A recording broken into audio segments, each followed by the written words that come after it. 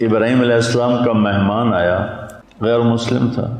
ابراہیم علیہ السلام پہلے نبی ہیں جنہوں نے یہ سنت جاری کی، مہمان کے بغیر کھانا نہیں کھاتے تھے۔ 3 دن مہمان نہیں آیا، کھانا نہیں کھایا، کھانا مہمان کے ساتھ۔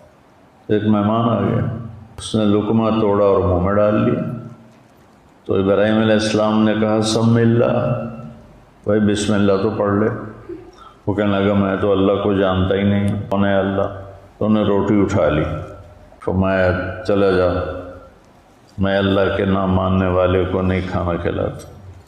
وہ 4 قدم گیا تھا، جبریل آ گئے کہ ابراہیم بندہ تو میرا تھا، 70 سال سے میں کھلا رہا تھا، میں نے تو یہ نہیں دیکھا کہ مجھے نہیں مانتا، تو ایک وقت کی روٹی بھی نہ کھلا سکا اسے، واپس بلاؤ کھانا کھلاؤ۔